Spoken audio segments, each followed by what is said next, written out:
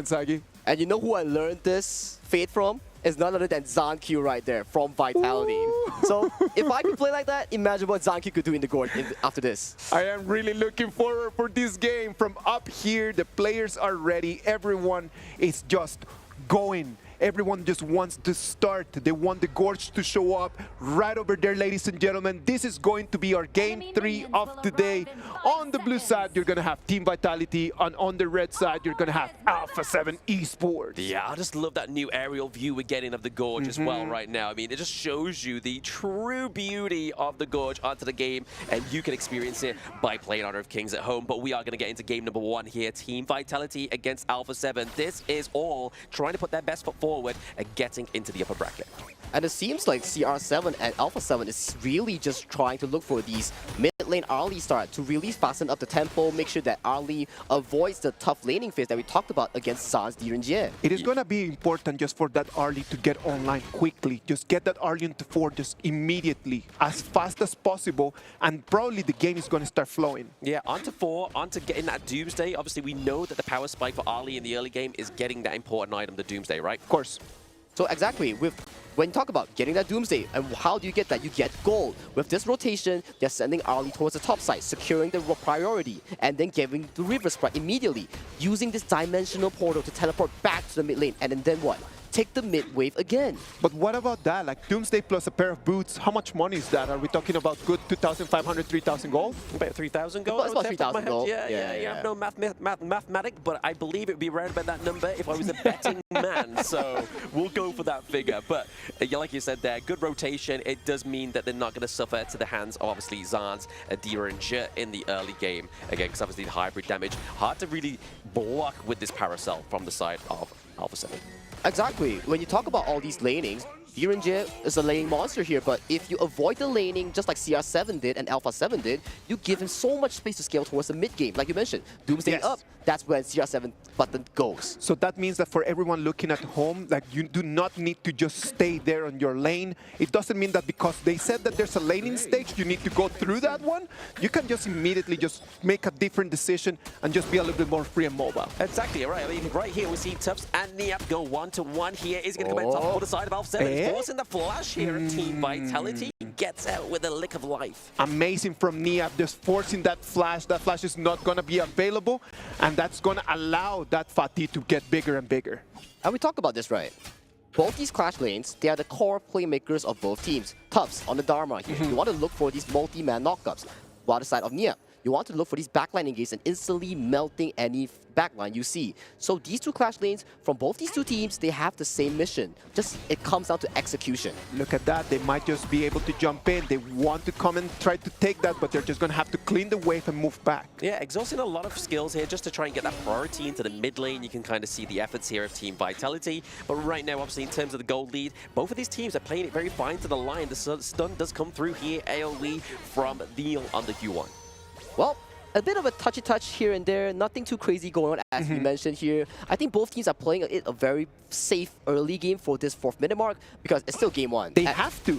They have to play it a little bit safe. If you make a gamble right now and you do not take the win, you lose that 4-minute Tyrant fight that is coming in 30 seconds. Yeah, 30 seconds time could be the crucial moment for that all-important team fight that we keep going on here. Obviously, we can see that Gen.G is with both of the buffs. He does have the XP lead as well for now. A little bit of action going down into the bot side of the map. A7 Fury uses that just unstoppableness of the side of the Lady Gem, but it's not going to be enough to pause the damage from Team Vitality. First blood is going to go to Zan right over there. He's going to take an advantage, and he's going to start setting up his team.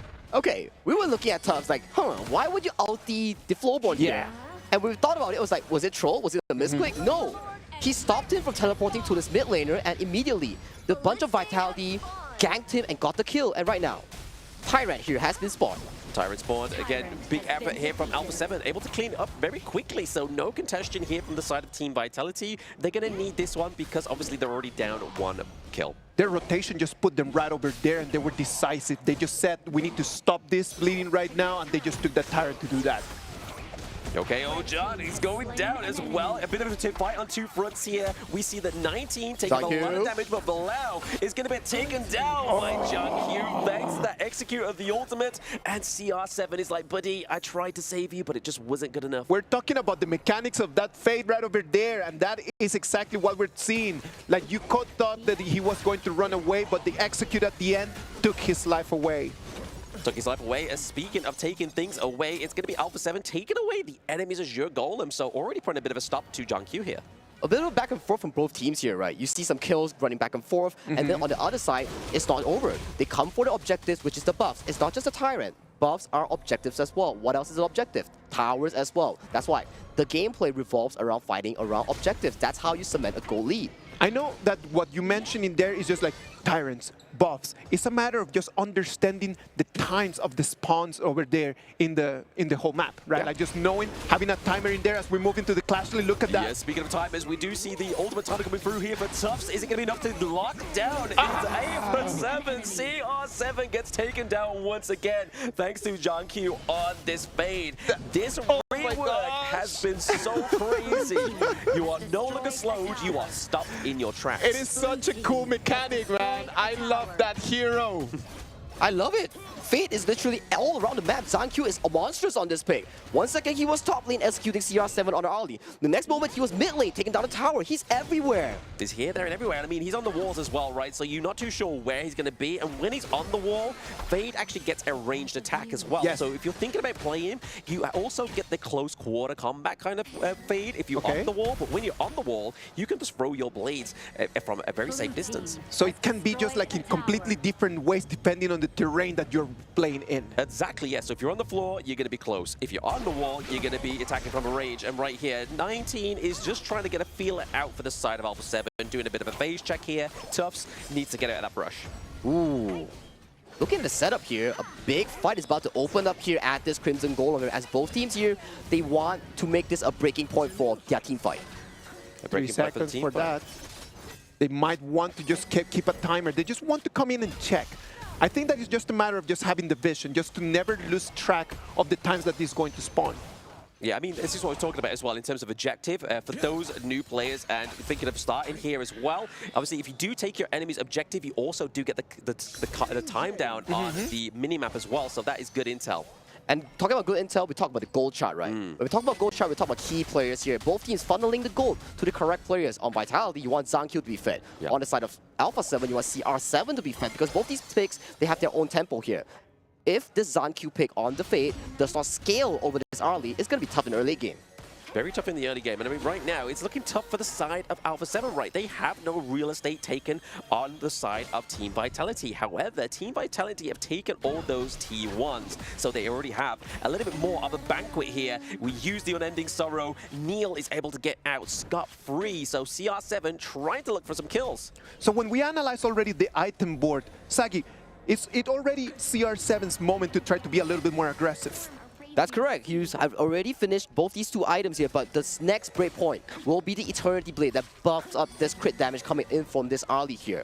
So one more thing to note, look at Yuhuan on the side of Vitality here. He has a Venomous Staff, but hang on a minute over there. Hang on, Danny's looking pretty low. He gets a stun. It is going to be Fade. Execution can be once more. He loves the side of Jade. He gets the Crystal Smash. Well, good catch here, but let's jump back to the topic, right? What is the Venomous Staff use? You have Diadea, you have Nia, high healing. So Venomous Staff reduces that healing. It's a very important item. Very important item, especially when you got a lot of healing, especially from the likes of the Hue-1 as well, right? They definitely need some anti-heal coming through from the side of Alpha7. But again, another fight into the Crimson Golem. I mean, we've been seeing teams make this mistake. Niap is going to be the next victim. Double kill for Gen.G. Gen.G right now is becoming a beast. He is unstoppable. He's taking kills left and right. A double kill in this one. And right now it's looking very, very, very green for Alpha7. Ooh, Alpha7's core player dropped to Vitality Gen.G here. This last pick Fade here, I gotta tell you, is making wonders for the side of Vitality. Exactly. I mean, when you're going to be drafting something like the Fade, you really want it to be towards the latter part of the draft as well, right? Because you then don't get the counter privilege onto the side of the enemy team. So that's exactly what's going wrong here for the side of Alpha7, and always fighting for that Crimson buff rather than saying, hey guys, yes, we let it go. We can't quite get to that. I'm telling you, man, when you analyze that replay, that fade, he goes, as you just mentioned, from wall to wall to wall, jumping around, just being able to deal the damage, and then completely annihilating the whole Alpha7. That's the thing about Fade.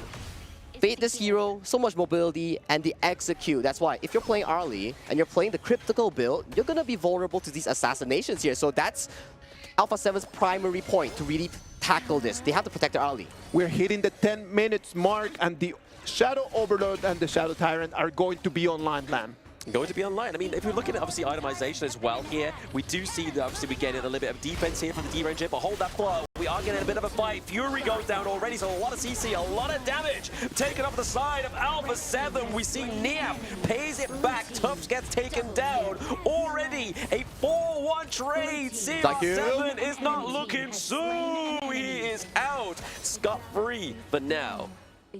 This is what I'm talking about, right? Tufts, as we mentioned, whoever's clash lane gets to engage first will nail the game for their team. And who got the engage? Tufts, although he fell down. No problem. He got crucial engage there, and immediately, the bunch of Vitality immediately emerges victorious in the team fight. I'm thinking that Vitality might want just to seal the deal before the 15-minute mark. And look at that.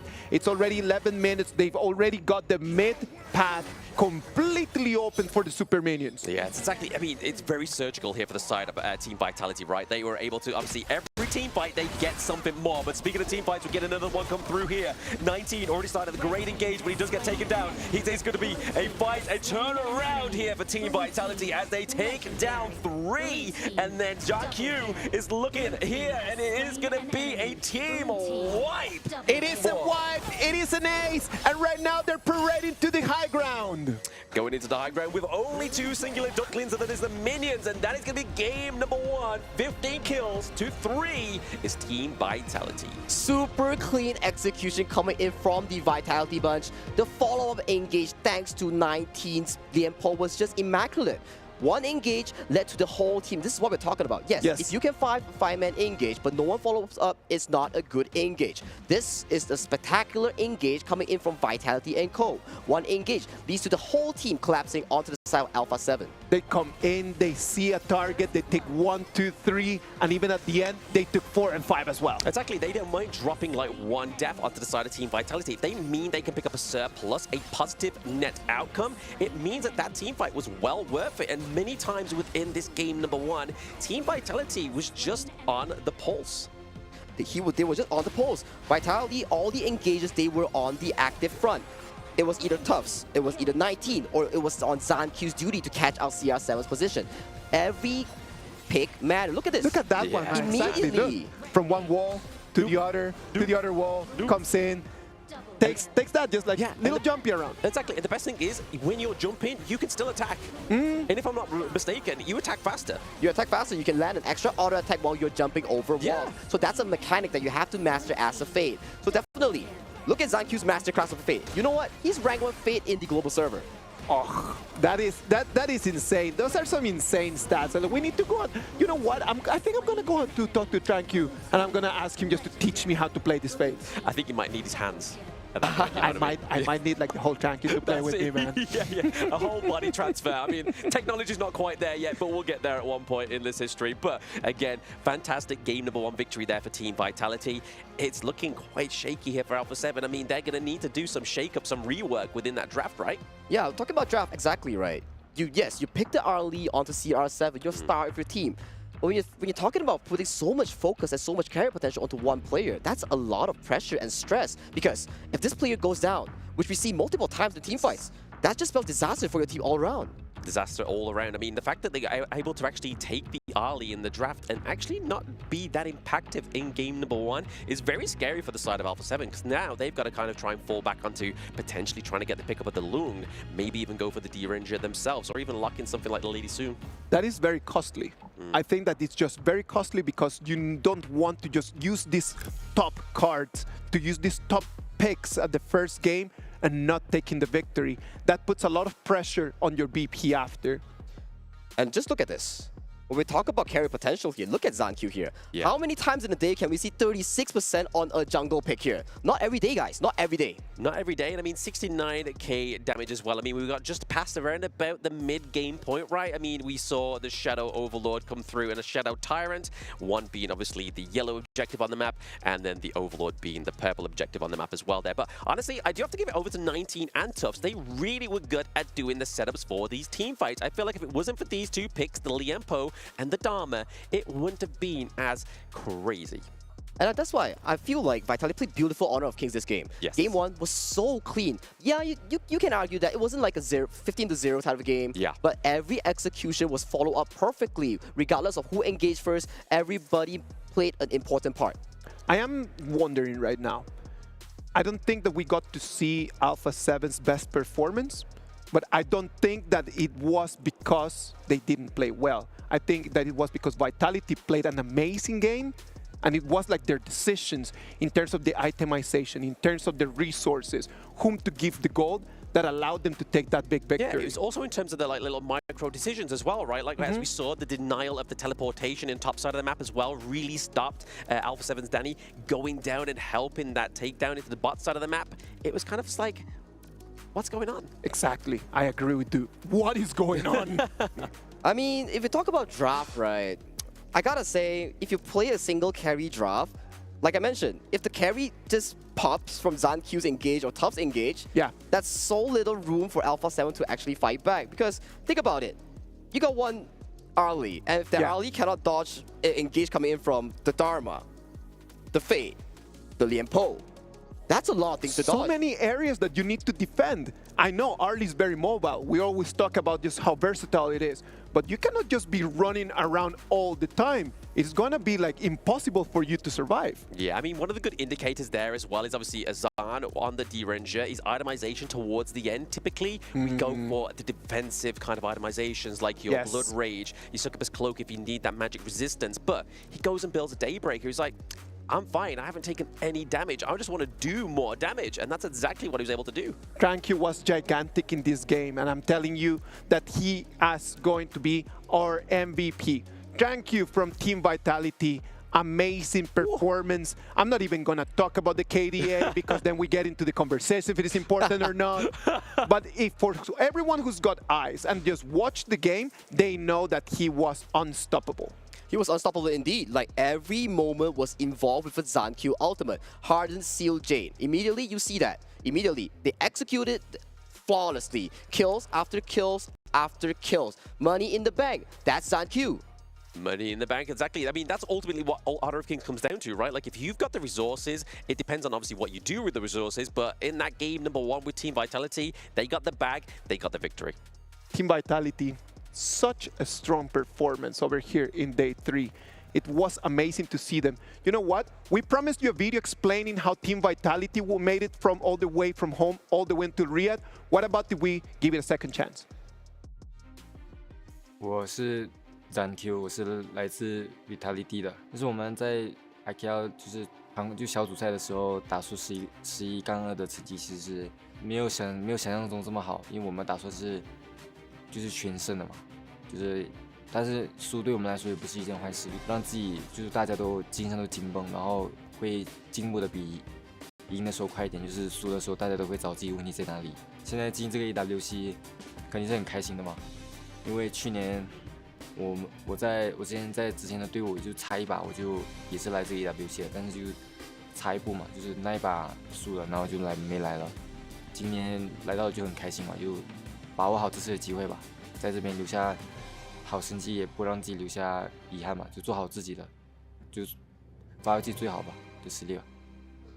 感受一开始肯定是很难过的，毕竟我们当天是决定就是先把那个 KG 打赢了，然后再进决赛复仇那个 DMT， 但是我们没有做到，但是还好我们已经拿到了 EWC 的门票，所以来说也伤心肯定是伤心，但是还好我们有这个门票可以让我们这个队伍继续走下去，就是现在到这个 EWC 了，我们第一把也遇到这个 DMT 了，先复仇他再说，然后我们继续就是在这边留下我们最好的成绩。We are here to win. sometimes the best energy that you can get is just the energy that comes from something that happened in the past. And for Gen.G, it was a matter of not making it to the previous EWC and just being able just to make it this year that fueled him just to be able to have the performances that he's having right now. This is what we talk about, esports. If you don't make it last year, you can make it next year. And just like making it to next year, Open Series as well allows everybody to make it to KWC with these pros, with your idols. It's an open stage for everybody to qualify. So maybe for Gen.G, last year wasn't a trick. Maybe this year, there's magic for him. Magic indeed. I mean, this is one of the magical stages of our Honor of Kings circuit, right? The KWC. It's been so grand. I mean, last year, it was great. This year, it's even shaping up to be greater. And we're not even like halfway through yet. It's day 3 of the groups. We're saying goodbye to a few teams, but we're saying hello to some future kings. And I know that people that is right over there on your screen, they want to just come in and take it a clean sweep at 2-0. But the boys over there in orange, they don't want to allow that. They are right now the hope for Brazil, for the Chuck BR, just to be able to move it forward. They want to do this. They know that they have the ability, and hopefully, they're going to have a little bit more space in this game number 2. Space in game number 2. And speaking of such, we are getting into the BP of game number 2. A little bit of a familiar story here onto the side of Team Vitality. They've picked the Dharma in game number 1, but they keep the Liang ban as well. So they really don't want this really control-centric mage to get onto the Gorge. Of course, especially when Gen.G is playing these assassin types, you kind of don't want this Liang to really stop Gen.G's spree, right? But anyways, another assassin that we're talking about is up for grabs. It's going to be pay all the Mai Shiranui. That's going to be locked in for the side of Vitality's Neo. Yeah, a lot of burst damage already coming through for all this first pick within the draft. We've already seen Mai Shiranui today. On some players, it's done great. On other players, it's not done as well. So if you look at the statistics and you're at home and you're thinking, why are these guys hyping it up? I know, and that's one of the big questions that I always have. Is it down to the hero? Is it down to the player? Sagi, what is your take? Here's the thing, guys. We talk about Mai Shiranui. It's flashy. It has a lot of mobility. Knockups, pokes, you got it all. But when it comes down to that, you got to talk about execution here. It's not easy. And it's hard, man. It's hard, it's exactly. Just so tough. So much of these mobilities that you need to use, you have to think prior. You have to think like, okay, enemy has mobility here. How am I going to go in? Do they have vision on me? How do I want to go in for the flank? Through the front, through the back? So that's how you want to play Mai Shiranui. You got to figure out how do you want to go in as an assassin. I mean, if there's anybody who's going to tell you how to go in as an assassin, it's going to be Gen.G, right? I mean, and he goes and pick that assassin pick, the pay. But pairing it rather than being with the Byron, they're going to go with the Sunset. Again, that set sail ultimate for those at home means that you get to ride a boat. You can pick up a passenger if you want to and be like, hey guys, I'm going to go and gank down back in farm lane, and we're going to set up a great team fight. What I have seen in these 3 days from that Sun Ce is not that much of the initiation, but just the pressure that he can put to the flank. Just the presence of Sun Ce on the flank already makes people just to start running away. And when they start running away, that's the moment for the team to actually jump in. And that's where Mai Shiranui could actually have an advantage. Oh, yeah. Talking about that, how many U-turns that we've seen? Take a first turn, doesn't work out. Take another turn. There we go. That's the spot I want. So definitely, when we talk about Sun Ce, that's the capability of the re-engage. But I want to put focus on the Mai Shiranui and Pei. Go ahead. Extremely high tempo here, coming in from the South Team Vitality here. Riding that game win that they had just now, this is going to be deadly. Very deadly indeed. I mean, a lot of damage. I mean, but we also got to obviously acknowledge the game timers as well for these heroes. It's a very early to mid-game orientated hero set with the Pei, right? So they need to make sure they're making this game potentially a little bit quicker than game number 1. Can Alpha7 just kind of like stand on that storm? Because I'm telling you, it's going to start raining in their parade like immediately. At the beginning of the game, it's just going to be thunders just coming in right at them. Oh, we gotta see, right? We gotta see. All these comes down to execution here. And I kind of like the color scheme from both teams here. On Vitality's side, it's kind of looking a bit of the red and orange kind of team. On the side of Alpha7, it's kind of blue and white-ish, don't you think? I love the aesthetics of this. Teams that match together, stay together, right? So already we're seeing here blue, very color paletted a hero selection so far within these 2 teams. But last little bit of the selection here, we do get the banner of the Consort U. Obviously a good counter to the Lung, obviously being able to mitigate the damage from those flaming palms of the protective winds, her second ability, but also the poke from her oak bolts. That allows the Hou pick on the Team Vitality, right? Potentially. Potentially, Hou pick coming in, setting up the plays that your team needs on the side of Vitality, also serving as a lone counter if you go for the semi-tank Arcana. So that is one of the few picks that Zan can look for here. Or there is also the fact that the Marco Polo and Diadea is still up for grabs. Marco Polo, Diadea. I mean, Marco Polo and Yaria, like we saw from the last game, Yes. right? With Pause. I mean, that was its first debut of seeing those duos down into the farm lane. But obviously, Yixing here is going to offer a lot of control over to the side of Alpha7, which is what they were lacking. Obviously, Lung gives that late game potential. Dolia not only gives the ult refresh, she gives over sustain. Orgren gives that great front line. So what is the last little key component you think we're missing here on the side of Alpha7? Ooh, if you talk about Alpha7 here, Clash Lane does seem to be open here. Maybe look for a Mayin here that we can really talk about. Look, the Mayin here to really lock down the Marco Polo or Mai Shiranui. Mayin's high burst damage is the key to really solving these issues here. But yet again, Marco Polo and Mozi being locked in for Team Vitality here, they're coming in one thing. Hey, I'm not completely friendly with you. I want to win your lane here. Mozi, one Cannon Blast goes in, the whole team goes in. Well, we're going to have to wait and see. It is going to be a very interesting game to watch. We're going to have to stay there just since minute one. The activity, everything, all the energy is going to drop down over there on the lanes. This is going to be do or die for Alpha7. If they want to stay there and move and keep the hopes, they need to win this one for Team Vitality. They hope to take that early game and just start pushing since the beginning. Start pushing him since the beginning. I mean, like you were saying there, Isaac, the early game potential for Team Vitality is there, but the late game potential is where they start to suffer, right? Exactly. When we talk about late game potential here, right? Ooh, just look at the interesting start coming in from ZanQ here. He chooses to start from the farm lane immediately, securing the fire beak, and further just starting to jungle from that point onwards. But yet again, with that approach, his board has been stolen from the side of A7's Danny. Yeah, so Danny knows what the game is, right? So he's just paying back the dues that, hey, you steal my camp, I steal yours. An eye for an eye makes the whole world blind. It's got to be like that. It needs to be not only trying to stay to your plan, but reading the other team's movements. And after you read your movements, immediate action. Yeah, I mean, that's the difference between a great team and a good team, right? Like, if a great team is obviously helping themselves to your jungle early game, a good team isn't necessarily going to be reacting to that. They're just going to allow and not react to it. But now, speaking of that, we're getting a bit of a brawl into the mid lane. Danny is just taking a little bit of damage there. He's able to because he is Orgren after all. And I love what is Vitality doing here, right? They are just sharing all these resources, making sure that ZanQ makes it out of jungle even faster, right? And for Neil, he did a good job along with 19. They both secured these side lane objectives here, making sure that they secure whatever they need to push the 600 goal lead at the start of the game. Danny being a little bit faster over there on that farming, and I think that he is just pacing right now. It's been actually really quick. Very quick pacing, right? Like, he's just making sure he's able to get as much resources out of those 4 minions into the mid lane. But we are seeing a bit of a teleportation down to the bot side of the map. He knows that Danny is down there, potentially waiting for that Crimson buff to come back up, right?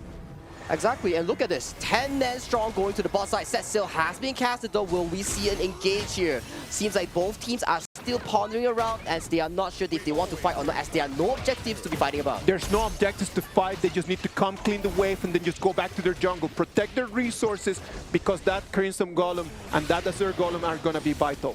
Going to be vital. I mean, we are able to get the steal away for those boars onto the side of Team Vitality. But honestly, I feel like Tufts was just using that set sail as a little bit of a warning sign, right? Like, we saw that Team Vitality was gathered around this bush. As soon as that horn came out, they was like, guys, we got to dip. We cannot be stuck together because we will get hit together. Exactly right. When you talk about the Sun Ce ultimate set sail, the boat, you got to listen for audio cues because the whole map will listen to it and you can hear that, oh, the boat is coming. We got to dip. We got to back off. Exactly. Backing off is probably the best call there for, obviously, Alpha7 at this point in the game. You don't really want to be losing anybody at this point. We're getting into about a minute mark before those Tyrants and those Overlords are coming online. The rotations right now are just perfect from both of the junglers. The teams are just immediately understanding how this game is. Like, the stakes are extremely high, and there's going to be Team Vitality, the one that is going to be pushed out of that brush. Push out that brush. I mean, we're seeing the XP lead already for Alpha7. Danny, Yeah. right? He's level 7. Gen.G's only just attained that. So he's already getting a little bit of a lead within that regards. But is it going to be enough to topple the power, the damage from Pei? Right now, it's just a very little advantage. But that little advantage in terms of Snowball. being facing a Pei that is supposed to have the lead right now, that is actually gigantic.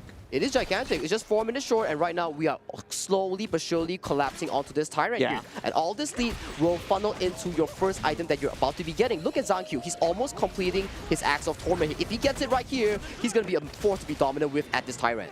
Yeah, Axe Torment, always a great answer to the squishier heroes onto the side of the enemy team, right? But also, we're looking at the Marco Polo. He has one of those key items, right? He has the Spark Forge Dagger. Next is going to be the Doomsday to get that more attack speed. The priority is going to come for Alpha7. They're going to take that Tyrant. It's going to be uncontested. And how is Vitality going to answer to that? Answering to that, it's okay. Vitality, you can play it chill, because one thing's for sure, Zan, this Marco Polo, Yep. and Gen.Q, the double Zans here, they only start being activated towards the mid game when Gen.Q gets the Doomsday plus Axe of Torment. Yep. When Zan gets the Spark Switch and Doomsdays as well. At that point, Danny's gonna have a tough time tanking damage. And we speak about the Axe of Torment, it has just been built on Gen.Q, right? So he's now going to have that great amount of damage, a little bit of armor piercing come through as well. But right now, if we look at the goal difference, it's still, like Isaac was saying a moment ago, it's still very small, but it's not really came into any kind of fruition, right? We haven't had a team fight. I think that we need to understand that even though it was small, it allowed the 10 seconds advantage that they needed. Look at that. They want to box. Can they actually take this one? It's going to be a first blood. Gen.G comes in, and he's going to take that one. And this is what I'm talking about. Axe of Torment. This is what you need to melt down squishies. Gives you cooldown reduction, gives you damage, gives you armor piercing. So this item is so perfect here. The damage was so high that CR7 could not react at all. Yeah, great setup down there to the bottom side of the map as well, right? Obviously, not only first blood, but they're able to actually take Zan into the middle side of that and freeze the wave. The boat does miss, but he's able to get out of there. Alpha7 Fury is pretty much counting his chickens at this point, hoping that he doesn't die, but it is going to be the T1 takedown into the mid lane right now. A bit of an impressive start here from Team Vitality. Such an important tower being taken down on the side of Alpha7 here. That, Be hold careful. on. Then he goes in with the Conductor of Souls. He gets out with the board help as well. So thanks to Fury in the mid lane, he's able to get out scot-free. You were talking about the tier 1 turret, right? Like, it's such an important piece of ground. Like, you want to keep that one always alive, isn't it? Exactly. If you look at the map, right, if this tier 1 goes down, you have free access towards the jungle here. If anyone steps above the tower that was down, they are accessible towards the flank from the red side or the blue side here. So this tower being down, your jungle objectives will be in danger. Yeah, a lot of real estate opening up there for the side of Team Vitality onto the side of Alpha7's jungle, right? They can kind of be a little bit more cheekier with it, trying to get these boars, but they know on the side of Alpha7 is that if they see an opportunity to take these small camps, they have to take it there. Exactly, because all these small camps contribute to big goal leads, right? Because look at this now. It was just a 500 goal lead short of both teams here, but look at this. 1 kill, 2 towers, resulting in almost a 2,000 goal lead for South Vitality right now. Yeah, I mean, it was just like kind of like a pinnacle, right? There was just waiting to get to that peak and get that gold lead, but right now, Niap may be in a little bit of a trouble here. We do see that Zan used his ultimate, the Fever Barrage, and it wasn't enough to even claim the kill onto Niap. That Yin just being so mobile, being able just to take a 1v3, loses the turret, but is able to go back home with its life. But that's what you want from Vitality, right? Yes, the kill is extra. As long as you get the turret, the objective is what they are coming for. Once that's secured, we're going back to our farm, we're going to look at all these camps, and right now, once again, they're setting the tempo again. Look at Zan, further taking away the wolf camps. Yeah, that's it. This is what the T1 takedown is the direct consequence of as well, right? Like, you can have access to those little parts of those camps into the jungle, as well as now we're seeing the T2 takedown into the clash lane as well. CR7, Danny on the scissor side. We're looking at a bit of a pincer movement right now, trying to get a takedown onto Team Vitality. Danny is just soaking up the damage from Neil at this point. They are trying their very best just to try to turn things around. Alpha7 just playing a lot better than they did in game 1, but Team Vitality controlling all of the resources and making that gold just become bigger and bigger and bigger, the gap. Man, Vitality is so clean today. This is even cleaner from their performance against Dominator Esports. Right now, Vitality, just by making all these small plays, all these objective plays, tower after tower, camp after camp, that goal lead that we talked about 1 minute ago, look at it now, 3,000 already.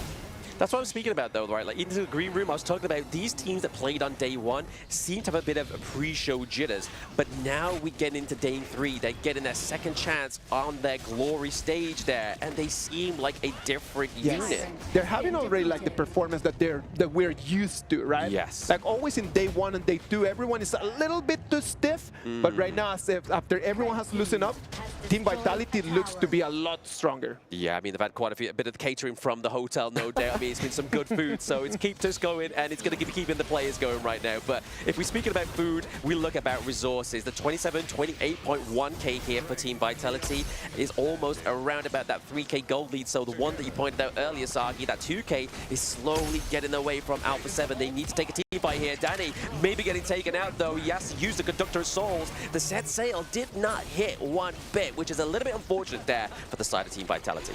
Ooh, once again, another awkward engage from both teams here. It's like, okay, we want to fight, but it's not a full commit here because yet once again, no objective to come in. So they took a handshake, but coming in 10 minutes will be the first big team fight that we're going to see this game. You analyze this game and you compare it to the games that we've had before today, and this one is different. In the games before, we had a lot of fights, a lot of kills, and in this one, it's been already 10 minutes and only 1 kill in the whole game.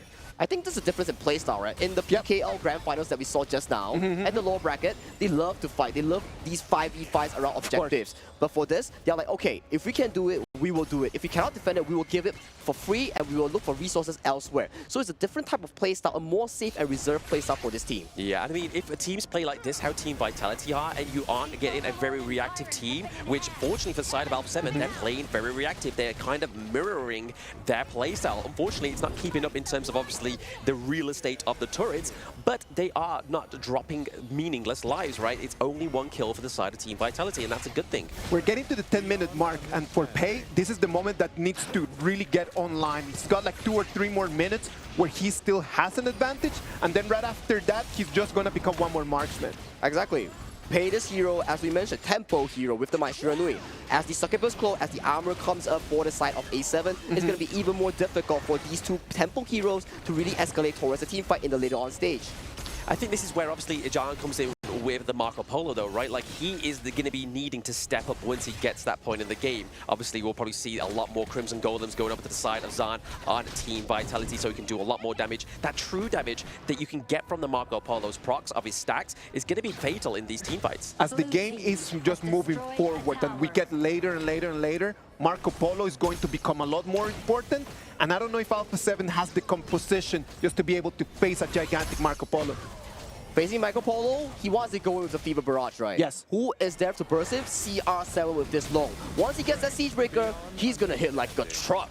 Like a truck, and I mean, if they're able to secure this Shadow Tyrant, which is obviously the yellow objective on the map for those at home, they are going to get that increased damage and movement speed, but Tufts into the back line here. It forces out the Infinite Fastness. The board has been laid down. Is this the runway strip for Alpha7? It is looking like Tufts gets caught out. That is a double kill for Alpha7, and this neutral objective is looking like a clean sweep. A 3-0 trade for Alpha7. They are going to take this Dark Tyrant for free, and this is looking better. Right now, they might be able to turn things around, isn't it, Sagi? This is the composure that we want for our top-tier team.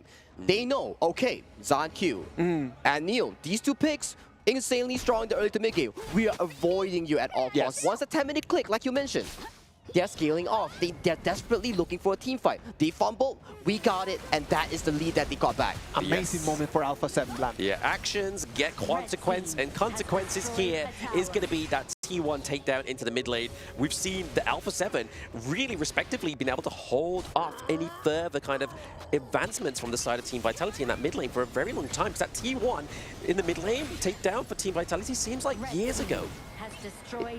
Okay. Let's give a breather for Team Vitality fans, right? Okay, let's analyze a bit. How do they want to come back from the situation? Yes, the goal lead does seem in favor for Alpha7 for only 1,000 goal lead. But if you look at the team composition from Vitality, they have a lot of setup coming in from who? 19 on the Moses Cannon Blast, Spell 2. Neil on the multiple knockoffs of this hero, Mai Shiranui, and Tufts on the set sail. So they need to find an angle to CC lock CR7 on this long to really secure the win. Look at that. Mai Shiranui just over there, trying to wait and see what's going to be the rotation from Alpha7. He says that he's not going to capitalize out of anything by standing right over there and just TP's back home. He's still lurking. Ah. Observers, he's still lurking. He might find the lone that is slowly but surely heading towards the Azure Golem here. Look at that. Yeah, if he's able to get that takedown of the CR7 on the Lung, it could be trouble for the side of Alpha7. But right now, 19 is just face checking with the Cannon Blast, with the dashes from the Motsu at this point, making sure he doesn't get caught out. It's going to be vital here. The think inside the box could really overturn these team fights. But speaking of overturn, it was actually Gen.G was able to maintain that Azure Golem from that barrage of attacks by Alpha7. I just love how Neil right now has been camping there for such a long time. Like really just being an assassin, waiting for the right moment. Doesn't need to be there all the time, just needs to be there in the right time. Patience is a virtue, right? I mean, this is exactly what Neil needs to be keeping in mind in his mind. But right now, we do see a little bit of a move, a lot of movement, potentially going to go and contest the Crimson Golem, maybe trying to keep a bit of an eye here, but Danny is able to secure the second neutral objective, and it's not just any neutral objective, it's the Shadow Overlord. And for those at home, that's going to give them the pressure that they've been ever so missing in this game number 2. Right now, we're at the end stage, right? Yes. A7 fully scaled towards their expectations here. The more time you give them, look at that. 2 Storm Rod being completed into a Siege Breaker here. The moment this CR7 on alone, he presses 2 spells and 1 auto attack with the 3 Flaming Palms, you're gone if you're a Squishy. Oh, this is looking like it could go anywhere. We thought that it was going to be for Team Vitality. It looked like they were doing a pretty good game. But then that fight over there, that Alpha7 turnaround, it was so good. Look at that, lad. 2v1 takedown, and potentially here, it's going to be a gank from Gen.G as well. Takedown onto the Mighty. We have a set sail. Is this going to be coordinated, or is this going to miss? Just like that. Set sail, rip the boat, I'm out of here. Marine gets caught out on Niap, but for the side of Tufts, he gets out clean. But right now, it's a 5v4 situation that's going to be breaking out. They're able to get the Azure Golem for the side of Alpha7 from Team Vitality's camps there as well. Gen.G waiting in the wings there, maybe trying to get a pick off onto Bilal on the Dolia. And that could be enough on the sustain that the side of Team Vitality needs. But Danny on this Orgrin is a beast. He is able to take those balls. He's able to just get out of there and sustain and soak that damage from the Marco Polo. Have to be careful here. Gen.G maybe get caught out with a 3v1. That is unfortunate for Team Vitality. And even a Brucey bonus there for Alpha7. The high ground turret goes. He wanted to 1v3 them, and what is going on? He did not take it, and right now they pay with the turret. It's a hype of a moment kind of thing. If he succeeded, it would be a 1v3 cool outplay here. But ladies and gentlemen, that was crazy stuff coming from A7 and Danny. Look at that. 100,000 damage tank as an Orgrin here. Wow, what a number. Absolute huge number. But I mean, the fact that is that they're able to stave off that early game, that mid-game power spike from the pay, and obviously the Mai Shurnui, he's able to soak that damage, right? Because he wasn't taking those team fights, he wasn't taking those L's. At the beginning of the whole VP, we just said that we wanted to see if Alpha7 was able just to push it to the late game. And right now, look at that, it's already 16 minutes, and they look stronger than ever. They look stronger than ever. Shadow Tyrant being secured once again for the side of Alpha7, further buffing any sort of damage that Alpha7 needs and requires. And right now, they're knocking onto another tier 3 on the back side of Vitality. Yeah, I mean, this is what they don't want to do, right? This high ground turret for a takedown is going to be a bit of an issue here for the side of Team Vitality. Those side lanes are definitely opening up at this point. Those flaming bombs are hitting a lot harder now, like you were saying, Sagi, thanks to the itemization. The itemization, Siege Breaker, cool stuff, 50% lower health immediately does a lot of damage when you're low. And also, with the fact of he has a hammer, it also does you a lot of work when it comes to the armor piercing reduction. So definitely these 2 items combat well, and right now, the last tier 3 has fallen. Alpha7 wants to come in. It's going to have to be soon, so coming back just to try. It's very best to be able to stand there. Thank you. He gets a takedown onto CR7. That is a lot of damage for the side of Alpha7 being taken down. He's trying to take that Fury into the backline. He has been captured by the board. The Sage's Sanctuary has been procced. He goes straight into the damage of Team Vitality. And Bilal is looking pretty low. That is a 3-2 trade for Team Vitality. They were on their backlets. They're now on their fours. Another epic comeback coming in from Vitality's team by Gen.G and Neil. Got the perfect flank onto CR7, the crucial carry and member of the side of Alpha7 here. They got that, and now they have more hope coming into this game as they have their eyes on the Shadow Overlord. In the moment that Alpha7 looked like they had it already there, like they wanted to push into the high ground, as they retreat, they were unable to be able to go back home. Unable to go back home, but the pressure that Alpha7 has created by the takedown of all those high ground turrets is going to be something that Team Vitality is always having to keep check right now. Not only in trying to take the neutral objectives, but farming the farm. Exactly as you mentioned, Blam. With 3 of these towers going down, imagine how much pressure it is when Tempest Dragon spawns. By Alpha7 right now, they can just play patient and wait for the wave, but they don't want to be patient as they are starting on the objective. The Overlord, that Shadow Overlord needs to be the next objective. We are 70 seconds away from the Tempest Dragon, and the fight might start right over here. Fight might start right over here, but they do have to go back. I mean, here, could we see a backdoor here from Gen.G? We see that Alpha7 is looking to rotate from the mid lane and obviously spare the expense of Alpha7 CR7. Right now, again, Bilal gets phase checked by 19, but it is going to be aided by Danny, who gets it. It is going to be Tups. He's able to outsmite Alpha7 Danny. And 40 seconds on the clock. With this Shadow Overlord, they have more room to play on this Tempest Dragon. With the Shadow Overlord, they can summon Vanguards, Dragons to really clear out these super minions that's clashing towards all 3 lanes here. So that gives them a bit of hope when they want to tackle or set up on this Tempest Dragon. But for Alpha7, they just have to wait it off. They just have to clear these waves and recuperate. Once the timer is up, that's when Alpha7 strikes back. The problem right over here is the Overlords, right? I do believe that those Vanguards, as they push forward, they're going to put so much pressure on Alpha7 that they will not have priority for the Tempest Dragon. It's a potential, right? It is a potential, but they are holding on to that Shadow Vanguard as well. They do drop it into one of the lanes as well, dropping it into the mid to clear them off. Obviously, a bit of a team fight going to go out here, hoping that Alpha7 is able to come out on top. We see that Neil gets taken down. It is the Vanguards keeping that crystal alive. Zad, he has the Sage's Sanctuary. We have Gen.G going, rotating to the mid, trying to stop those minions. Alpha7, Danny, CR, and Bilal are looking for the run. Nia as well. It seems like a little bit of a 2-man 70s cop chase at this point. Oh my gosh, look at that. Right now it's going to be the minions over there in mid lane. It's going to be only Gen.G, the last hope, but I don't think that there's going to be any hope in there. No, unfortunately not. We have one man on this. It is not one man in a dream. It is Alpha7 with the dream of game number 2. It's such a high-stake game. One more game towards the lower bracket. Alpha7 comes on top once again, tying the series score to a 1-1, making sure that they still have hope towards the road to playoffs. Team Vitality thought that they had it in the bag, and Alpha7 came in and shut that door. It's going to be 1-1, and we're going to have one more game of this. Woo! I mean, an upper bracket final, finally, that actually has a full best of 3, right? I mean, the last one we had was Pause Gaming against Gen.G. Unfortunately, that was a 2-0 for Gen.G, but right now, we have Alpha7 going down, swinging. It's like, Captain, I'm not tapping out yet. I'm going to keep going until I potentially get that victory for the Chuck BR region. Are you not entertained? A full best of 3 back and forth from such high quality teams.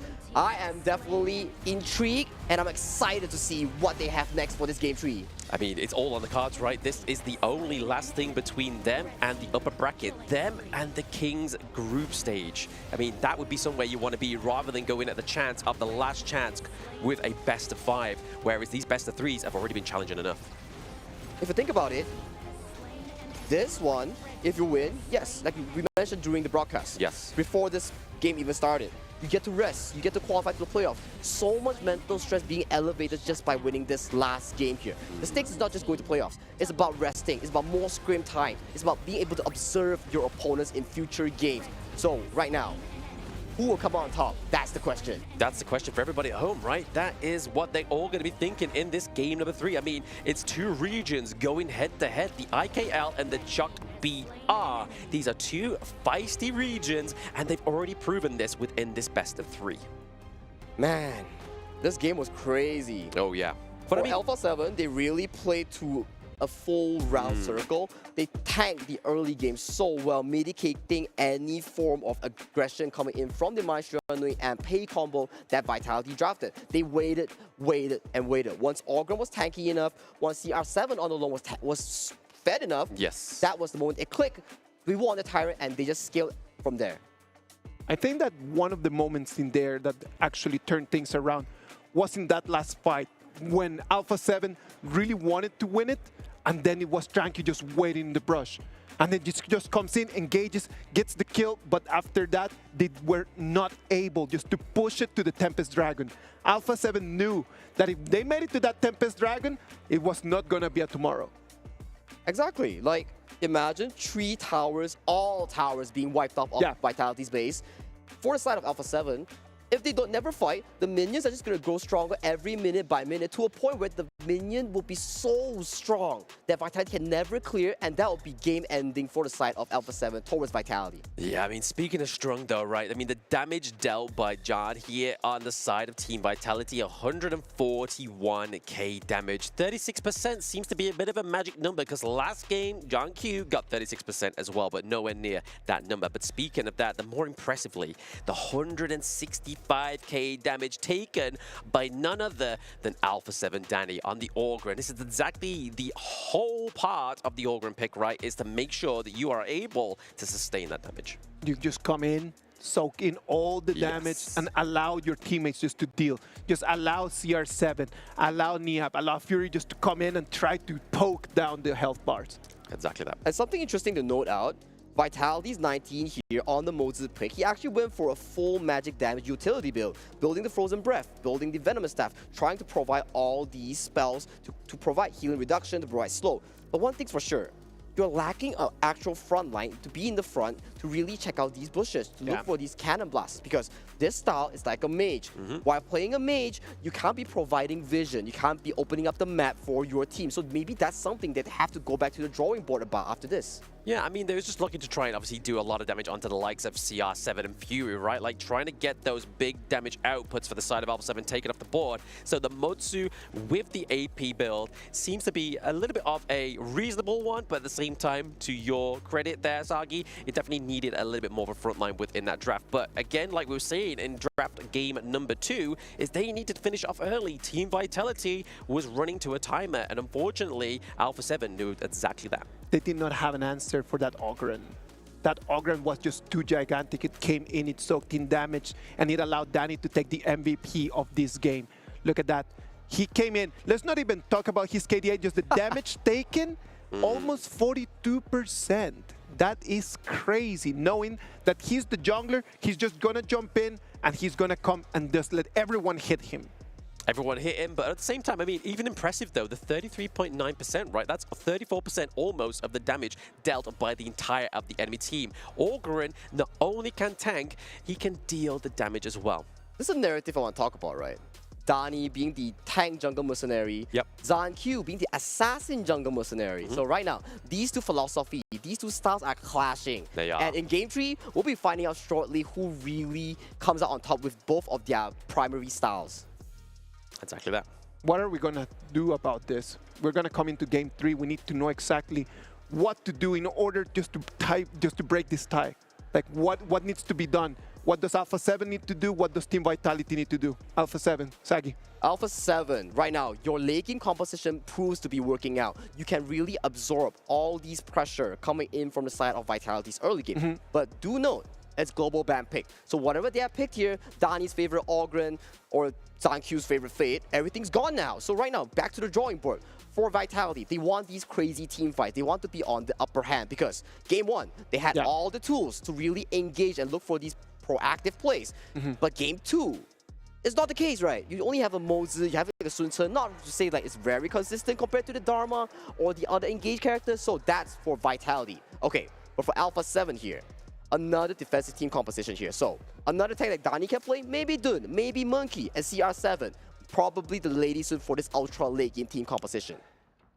Lam, do you agree? I agree, but I mean, the fact is they lost the Loong, they lost the Ali onto the side of Alpha7. I mean, we saw there, if CR7 wasn't on the Loong, there would be many a times he would have got caught out, right? He was really banking on that infinite fastness, and thanks to Valau, he didn't only get 1, he got 2. So really, I feel like Valau there was the real reason he was able to kind of set up and have such a great game on the Loong. So right now, he's kind of like looking at the likes, like you said, Lady Soon. He could potentially go for even maybe like the likes of the D-Ranger, depending on obviously what that draft's going to entail in game number 3.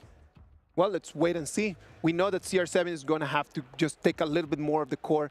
Danny already took the core. He already took the spotlight in that first game, and it was actually amazing. Now, Team Vitality, they need to try to recover that morale that they had from game one because they were superior by a lot in that game one. And Alpha7 in here just shutting the door to victory on their faces might be a little bit too much for them to take. Well, I'm definitely really stoked for the upcoming draft. I want to see once again, potentially the final time that we see both these two teams come together in this best of three, right? The Assassin Master, Gen.G, versus the Tank Mercenary, Danny. Who will come on top and whose team will back them up to really succeed in this storyline? Man, this is an exciting matchup we're talking about. I'm telling you right now, based on the meta that we've been watching in this day 1, day 2, and half of this day 3, it's not been that many strong tank junglers. I think it has been a lot more for the Assassins. Is that going to be an advantage for Gen.G, Blam? It may be, right? I mean, he still has quite a few of the assassins he could pull from, right? He has the like of the Jing. I mean, yes, Luna has been getting banned out quite frequently as well. So there is still avenues for Gen.G to actually go off onto these assassins. But I mean, we got to remember that last interview, right? After his first victory in the KWC, he was saying, yes, it is a clash of these two disciplines, the tank or the assassins. But he was like saying, hey, Danny, I love you. I love you. I love you. Let me so win, bro. There's nothing but love on the Gorge, right? And that's exactly what Honor of Kings is all about. Everybody loves each other on the Gorge. Whether your opponents, whether your teammates, there's so much love there.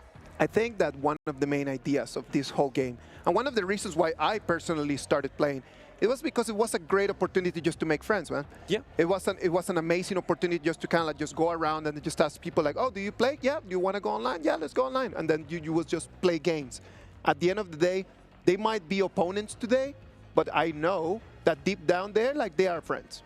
Yeah, I mean, when you see all the interactions around onto like the hotels and stuff like that, right? When we see these players out and about, yes, they kind of keep it up the hysteria for the media days, but once that camera goes off, they are all sitting down, they're playing games together. So it's nothing but respect, really. And speaking of respect, we're getting some respect bans for game number 3. The BP's coming through already. Luna is not going to be allowed onto the Gorge within this best of 3.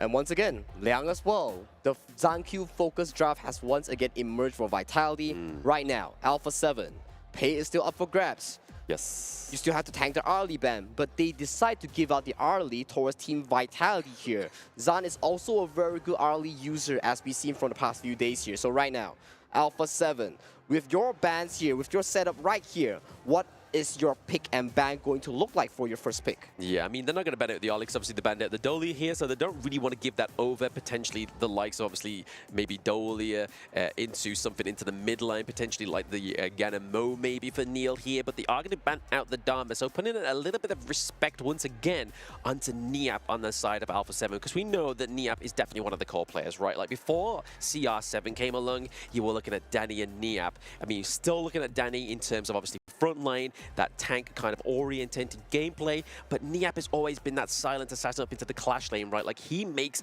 the playmakers. May I just mention that Tramfei has been the first pick.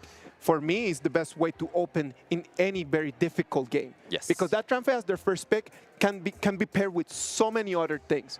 It's such a versatile pick that it allows you just to kind of like hide your cards a little bit closer to your chest and not showing them to them. And the beauty of Zhang Fei is that he's one of the only roamers that's capable of bringing Smite. What does it do? What does it contribute? Fire Beat now only spawns once in the farm lane. You secure that, you quickly rotate towards the clash lane for the River Sprite, and you start controlling all these neutral objectives. That's how you stack your goal lead towards the mid to late stages of the game. And we talked about the early being locked in by Zan here. So what is the thing, the hero that Alpha7 wants to prioritize on the side of CR7? More than likely going to be the Gen.G, right? Like obviously a good counter towards the early like we saw in game number 1. Obviously pay for Danny here coming through. So a little bit of a switch up like we were kind of alluding to into the introduction. Is this going to be a change of pace for Danny? And it looks like it's a new dawn, a new day. But I just want to pay back to respects about the Zhang Fei as well, right? We've been seeing him run stun quite frequently as well. And stun would be a really great way to lock down Gen.G if he looks to go for another assassin. Ooh. What if the storyline is just Alpha7 picking up the Assassins and Zhang picking up the Organ that's still available up for grabs if this second phase of ban does not include that. But let's see what is up for grabs first. Okay, on the side of Vitality, you have the Mage on the Yixing, very staple pick. Board, as we've seen from Alpha7 just now, crucial. And Byron, super strong early game to allow this early to scale towards the mid game. Okay, now we talk about Alpha7. Do you remember these two picks with a Zhang? Extreme tempo here. They are swapping grounds now.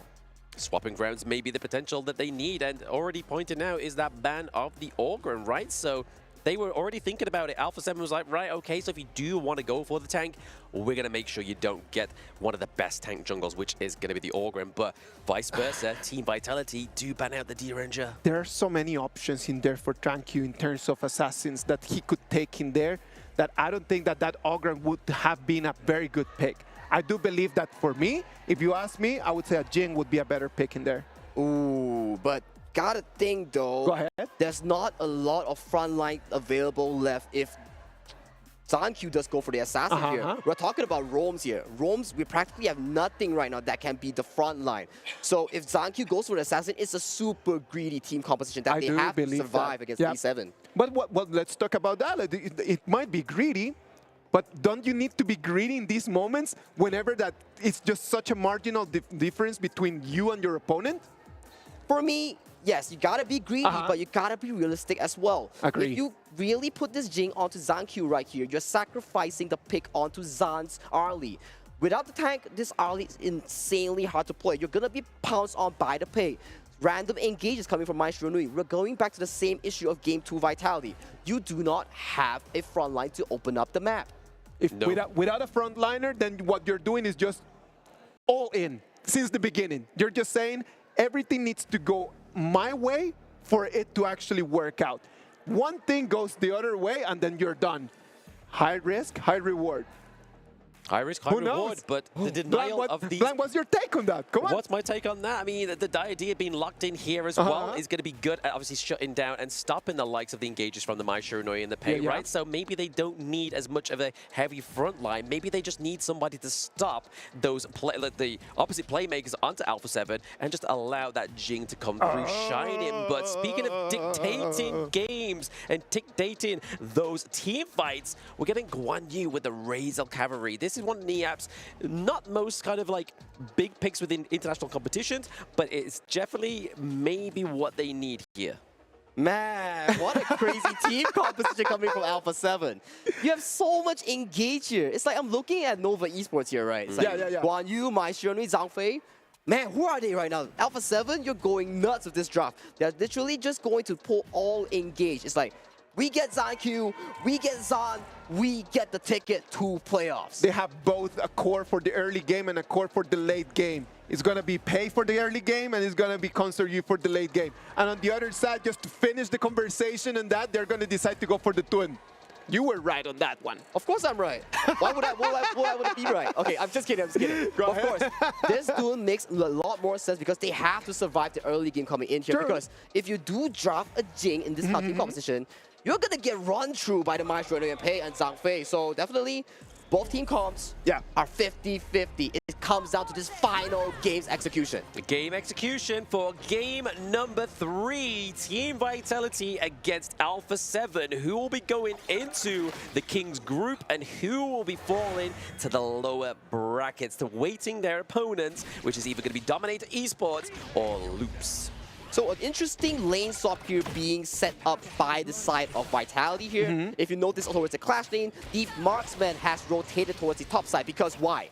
Yes, you fight the Consort U, you might win, but it's a tough matchup. So we swap over there so we can at least secure one winning lane. And just securing that one winning lane is going to allow them just for the early game not to be that difficult for them, right? Exactly. If you secure one winning lane, at least Zhang gets to breathe against this Dani's pace tempo here. Yes, exactly. And at least you get to share the Fire Beak. Yeah, you can get the Fire Beak, no problem. I can still secure the River Sprite on the top side. So we get the 50-50 change. 50-50 change. You're just looking at a bit of a mirror play here, but with no Jing onto the Gorge, right? Like, they're definitely just trying to match the pace of the resources with both of these teams, with what they have right now, right? Like, obviously, Consort U doesn't quite damage those takes the damage for the protective winds. Exactly, and right now they are doing something so smart. They are zoning Tufts away so hard by freezing this wave and making sure that, hey, you want to take this wave, you are going to pay your life for it. Exactly. That is a very interesting mechanic for everyone just watching at home, right? Like, it doesn't mean that you need to clean the wave immediately. Just by stopping the wave like that, you're allowing just yourself a little bit of an opening. And that's what we call freezing, right? You freeze like this, you open up the map like this. Look, if Tufts were to come up, Fury was just immediately punished him. So come on, I dare you, Tufts, walk up to take this wave.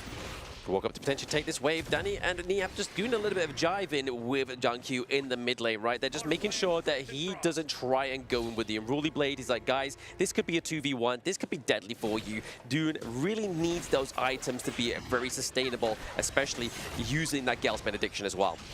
Gale's Benediction, so much healing, so much tankiness, but still, it's still the early game. He needs to rack the items like you talked about. Once he gets that Ominous Premonition, the Eye of the Phoenix here, buffing up the physical defense, buffing up the magical defense, he's going to be a monster against all these team compositions. That is so much gold that we're talking about in there. It's just like they need to be able just, as every time that we said, every single second must count. As they roam around, they need to be taking resources. As they roam around, they need just to keep putting money in their pockets. Yeah, I mean, you can't aimlessly just roam around like headless chickens, right? Because at that point, you're just wasting time. You're wasting those precious resources, like you were saying there, Isaac. But right now, obviously, Alpha7 are just a little bit of ahead in terms of that gold lead. But again, for those at home, obviously CR7 onto the console EU, using Protective Winds not only protects you from damage, if you time it correctly, you activate the Blessing of the Dryad, which stops you getting that CC from the likes of the I Ching as well. But that's so difficult. That's gotta make sure that you hit the pick so perfect. Immediately reacting to that will take so much skill. Can CR7 do that? He might be the candidate to do so, but right now, let's look. Let's calm down a bit and look at the overall map phase here. A lot of pressure has been put towards the bottom side, pressuring this early, making sure that he does not have a good early game. One more time, Alpha7 and Vitality just showing us how this game is supposed to be played. Not tossing fist around, they're just trying to take the resources, try to take the turrets. That bottom turret right over there, already half HP. Man, if that goes down and they secure the Tyrant, A7 is going to have a blast of an early game. But right now, mid priority goes over to the hands of Vitality. They have control of the mid river. They just need to assist Zan here in securing this wave. And also, Smite has been expanded by Dani, so he's not so open for this Tyrant. Rotations coming down and the Tyrant is going to be taken to half of the HP. It's only Vitality in here. Guan Yu is still very far away and he's going to be free for the red team. 3 for the tech team, but obviously we're looking at Valeu as well, right? We did say that obviously Zhang Fei can take the smite, but it's gone for the heal instead, so they couldn't even really go and contest that Tyrant. They would have to be basically waiting on a dream with that last hit, right? But like you were saying that, Isaac, he was just trying to basically say and give the intel to the side of Alpha7. Danny saying, hey, look, Crimson Golem is up literally soon, but it was the quick rotation from Gen.G. Vitality is going to have to let that turret go, and they're going to have to rotate around. They do not have an answer to what's happening over there in the farm lane. The console you right now is serving such a big purpose to actually fight Zan on this early here. This pick actually scales immensely well against the early, especially with the Wind of Blessing, being able to block up physical damage. You negate the potential of the likes of Tufts, of the likes of Zan actually flanking you with these picks. So definitely a smart pick up here coming in from Alpha7. That's actually that. So far, I mean, it's not actually been called out just yet, right? Alpha7 are definitely looking for a means here onto Gen.G. We do hear the Unbridled Outburst being put through as well. The damage has come through. The fort has been laid down, and his grave has been made for the first time within game number 3. But it's not only that. John comes through and gets the reverse takedown onto Niap. So already paying back that 1-1 trade. 1-1 trade. It was supposed to be for Alpha7, but at the end of the day, Vitality can't take one whack. But yet again, guys, you gotta remember, when you talk about kills, Alpha7 in the end, they came what they wanted. One kill, first blood, extra goal into a tower. Yes. They traded more, and they are escalating the goalie here. But still, you gotta remember one more thing. This goalie was not enough to beat the Alpha7 team composition that they had just now. Right now, they're on opposite ends. The Pei, the Mines Runner. So, do they have the early game tempo to really solidify themselves in the mid to late stages? It is already 6 minutes of the game, and right now we can start already seeing what the Alpha7 strat is going to be. The quick rotations around is not going to be a 3-1-1, it's going to be a 4-1 going around. And I mean, that's definitely numbers you don't want to be seeing, right? Like, you don't want to be going into a brush and seeing 4 of the enemy teams in there. It's going to be scary for the side of Team Vitality. They're just having to kind of just do and tend a little bit more pressure into these side lanes, because it seems like Alpha7 are definitely dictating the pace of this game number 3. They have full control of the pace of the game, right? Like the whole rhythm is just being directed by the blue team. This is the expertise of the pay, right? We thought Danny wouldn't be a master, but imagine this. He's making the side lane so comfortable for everyone to play. Every time that they with Vitality sends someone to defend the top side, so much people had to follow him, and he takes teleport back to the bottom side and pull more people here. Look at this, 10-man strong at the bottom segment of the map. It's just so difficult to start fighting in here. Like the rotations are so tight, but this might be an opening. Yeah, I mean, Team Vitality right now are definitely playing more of the reactive playstyle. They aren't kind of dictating the pace. Alpha7, like you were saying there, Sagi, they're sending people up to the top side of the map. Then we see that Team Vitality have to send people up as well, and then vice versa down to it's like a bit of a switcheroo here happening on the Gorge. I just love how this game is keeping us on the edge of our seats. It's just in any moment a fight could happen, because you can see everyone just moving around the map so much. The rotations are so quick that a moment of mistake, it might be just a direct fight. A moment of mistake towards a direct fight, and look at 10 seconds here. If no one is here to defend his Crimson, Alpha7 is going for the call right now. Look, everybody is looking at this buff. A fight might break out here. Fight might break out. We're obviously seeing a little bit of damage going over to the 19. The Destiny counter already being used as well to try and wipe out these minions into the top side of the map. It is going to go over the side of Team Vitality, so no stealing of the Crimson Golem within this fight. But it still means there is going to be a little bit of jabs, a little bit of jives coming here from Alpha7, but no deaths so far. Yeah, boxed in there, but no one for Vitality was able just to have the courage to jump in and to try to initiate in there. I mean, they shouldn't have that courage, right? 'Cause I mean, they don't want to make the mistake that if they were Alpha7 in the last game, if Alpha7 made that mistake, they wouldn't be in this game number 3. For me, guys, I'm starting to look at Gen.G. He's starting to rack up the tank items, and he's starting to be a very beefy frontline.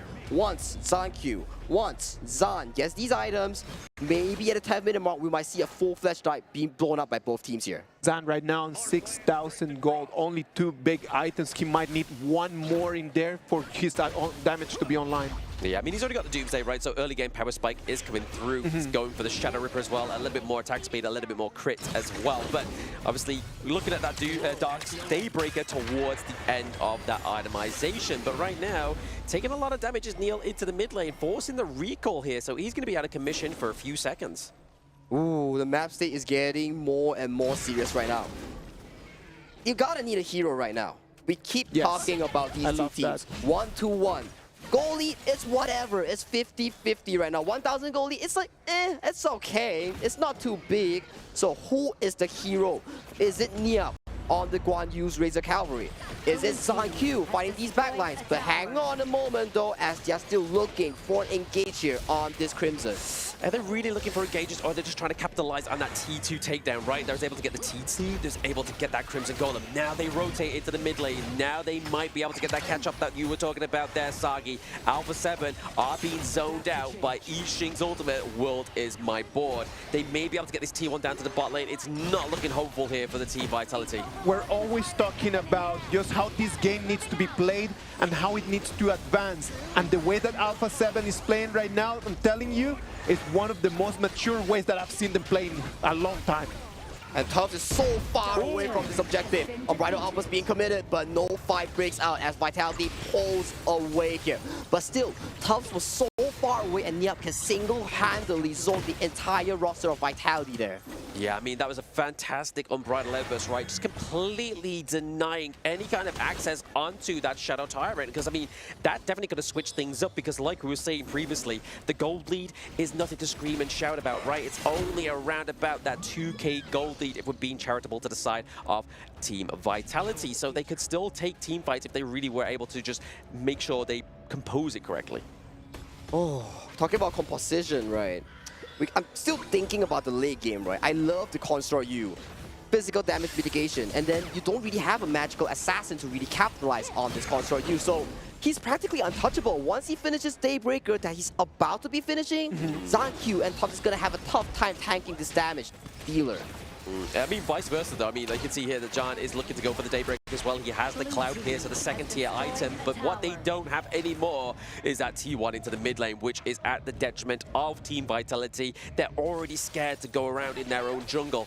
This is going to make them even more scarce. We can see Tufts maybe getting poured out here. Niap is just giving over intel to the side of Alpha7, and right now we could potentially see a takedown of the Shadow Overlord, but also they need to reclaim this if they want to reclaim those lanes. They're gonna take that tier 2 turret and then you're just gonna let that Overlord just go for free. Yes. Uncontested is totally fine because right now they do have an advantage, but that means that for the next 1 minute of the game, they will not have priority for the fights. I agree. Next 1 minute, Vitality will have all lanes pushed out, and Alpha7 will be busy attending these waves here. Just look at Danny. So fed, so much protection. He's at enemy lines, farming so far away. And right now, though, they seem to be collapsing. They're looking for Danny, but Danny, a pace, so much mobility here. He can jump, he can leap, he can escape freely. Yes, being the tiger of the Chuck BR team is Danny on this pay, and he's definitely playing it very well, right? Considering that he doesn't normally play this pick, he's actually doing okay. Like, he's like, okay, I can do the damage. I've got 0 kills. I've done the assist. But the fact is that there hasn't really been much of a team fight, but that's to the favor of Team Vitality, right? That's like, why I'm telling you that this game is right now just a completely different level of competition. As someone is being already stunned and immune, is going to have to proc his ulti in order to run away from that jungle. Yeah, I mean, Valau getting caught out there. I mean, is that going to be a good cause and good use of the Unbridled Outburst? Well, he did overextend there, trying to open up vision for the map.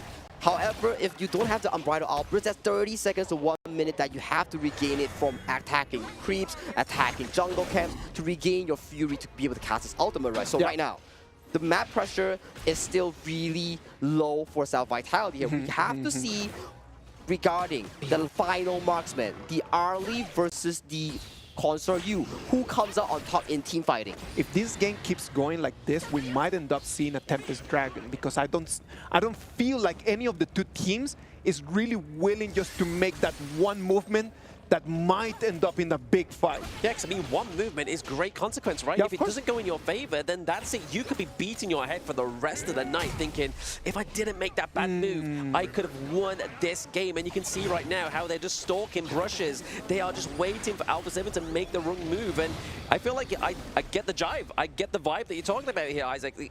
There's a lot of stalemates happening on this gorge right now. Look at that. They're going to catch Niap over there. He's just going to jump away, and he's not going to be boarded in. Now it's going to be the tyrant that is going to be free for Alpha7 one more time. I love the map play here coming in from Alpha7 here. They deliberately, 20 seconds before the objective, send in the Clash Lane wave. Every time. It's not a coincidence. It happened twice already. 2 of these Shadow Tyrants, every time they force Tufts to clear the wave. If not, they'll be losing a tier 3 Clash Lane tower. Yeah, some key vital itemizations being built there as well. We got the Sun Chaser onto CR7, so some more range, a lot more attack speed for the Consort U, as well as obviously the Ominous Premonition there for Niap onto the Guan Yu. So once he's in there, he's going to slow down the movements of those enemies and make it harder to escape. The last thing that Team Vitality wants in here is just one of those high ground turrets just to fall. If that one of those high ground turrets is falling, that's going to open a Niap a way of coming right from behind. Oh yeah, flanking angle from a Guan Yu's Razor Cavalry. That's not what you're going to be seeing for the final game right here, especially if you're a Vitality fan. Yeah, I mean, it's like Mama Bird just feeding all the chicks. She's just pushing all the worms into the side of Alpha7 at that point. And to be honest, when you are so close with that gold lead, giving over a whole team to the side of Alpha7 could definitely make that gold lead a lot more stellar for your team. Let's wait and see what's going to happen. Alpha7 just needs to control the wave so they can come in all at the same time. They do not think about the minions at the moment because they're going to start the Shadow Overlord. Shadow Overlord going maybe potentially into the hands of Alpha7 here. I mean, there's nobody around by the side of Team Vitality. They cannot contest this. They have no long range like from the likes of a Newer or anything like that, so they have to give it over, which at this point in the game, can Team Vitality really take this loss? Well, one thing's for sure, we still haven't got a full-fledged 5v5. Yeah. That upcoming 5v5 will cement the game. I believe in Vitality, I believe in A7. They wouldn't go down, they wouldn't win the game without going for such a big fight. Let's wait and see what's going to happen. Right now, the whole hope of Team Vitality comes into Zan.